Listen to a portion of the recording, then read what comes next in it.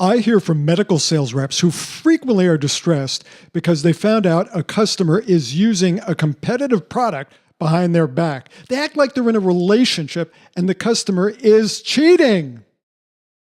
Do you ever feel like one of your customers is cheating on you? Uh-oh. Let me help.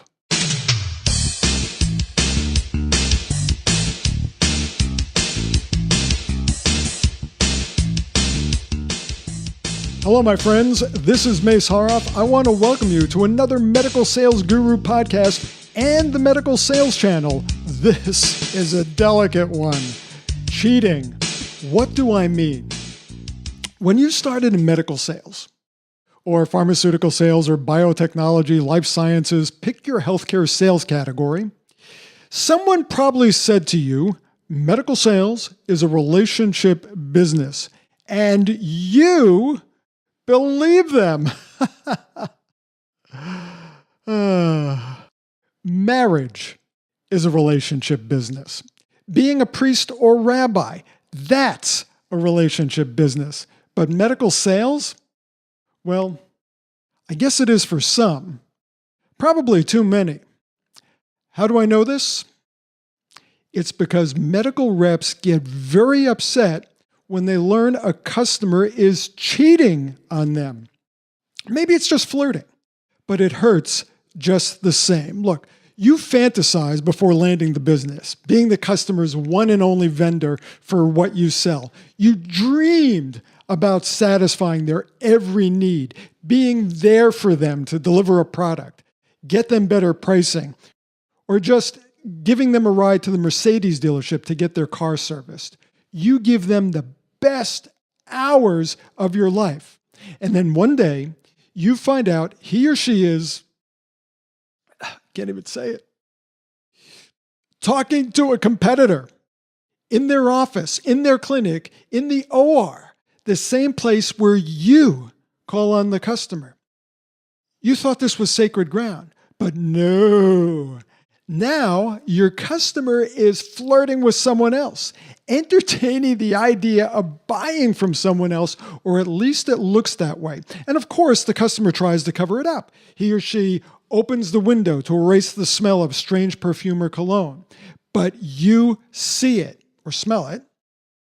But you see that competitive brochure on the desk. And, he flips it over to hide it. But you see that competitive logo on the back. There are other signs too, like when you see the customer texting and she suddenly stops and turns off her phone. What doesn't she want you to see? Texting the competition? Deleting incriminating emails or voicemails? Your imagination is running wild. You're worried. You want to confront this person who you have trusted and who you want to trust you. But is this a good idea? What if you're wrong? What if it's just your paranoid suspicions? Then the customer becomes less careful, more bold. He or she arranges a secret rendezvous with the competition. Okay, maybe not so secret, but you see the competition's name in the calendar or on the schedule, or you overhear talk that little Miss So-and-so will be there tomorrow for a case or an appointment, or who knows what else. You've caught them in the act. They're cheating on you, and you're thinking, how could he do this to me? How could he do this to me? After all we've been through, after all I've done for him, I've driven hours early in the morning to get a product for one of his patients. I've brought croissants to his office. Croissants! Not donuts like the other cheap-ass reps. I flew in a product manager to address a problem. A freaking product manager. Do you have any idea what that cost me? I've sent products by courier all hours of the day and night. I've checked and double-checked every shipment before it went out. I return his calls within minutes. And this is the thanks I get? He treats me like this by talking to another rep? No. You feel the pain in your heart, like someone took a chunk out of it. You can't sleep. You want to simultaneously fix it and tell them to find another vendor. But you don't, because deep in your heart, you want to keep the business. So let the customer have his midlife crisis with the competition. Maybe he needs to buy from someone else to realize how good he has it with you. We've heard it said that customers, whether they're doctors, nurses, therapists, technologists, technicians, materials managers, or et cetera, like to do business with people they know, like, and trust. No, because people are more comfortable with people they know. Like, because business is more pleasant when you like the person you're buying from. And trust, because we all want to do business with people who are honest, ethical, dependable, predictable in a good way. In other words, they won't try to screw you. Maybe the customer doesn't like you anymore. Maybe the trust is gone. When they have a wandering eye, there's a reason. Think about it. If you've had a relationship and it seems like the relationship is changing, here's why. In a relationship, people seek new relationships if and when their needs aren't being met in the current relationship. Maybe the like is gone. Maybe the trust is gone. Maybe they're bored. If you say the same thing and do the same thing, especially if all you do is what's expected of you, that's boring. You see, new vendor interests, they almost always promise more. Whether they can deliver or not is irrelevant at the early stage. It just sounds good to the customer. And it's a change. It's different. It's exciting. Maybe it will make things better.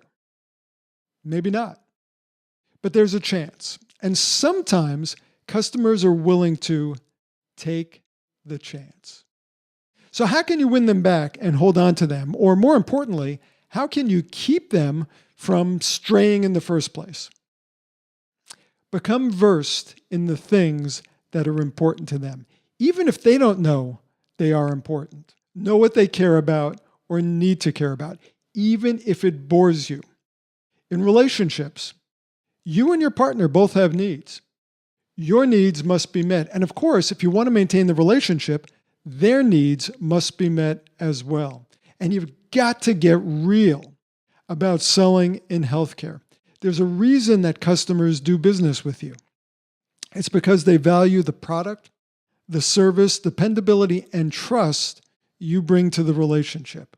You meet their needs. Find out what they value, what they need, what they want, and then see if you can provide it. But you got to get real. And here's the get real part. Your customers are looking for solutions, not friends. And you should be looking for satisfied customers, not friends. So stop showing up at your customer's office or clinic acting like you're looking for a date. Be a professional salesperson. How? Show that you respect their professional time by only discussing business issues, not time wasters like sports, travel, and food. Let your competition waste their time. You solve their problems. Do that, and they will like you in a way that matters. If you want to be liked, loved, and admired unconditionally, get a dog.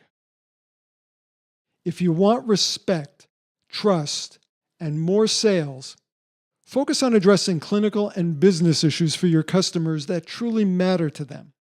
So don't worry if you think your customers are cheating on you. They can't, because they're not married to you.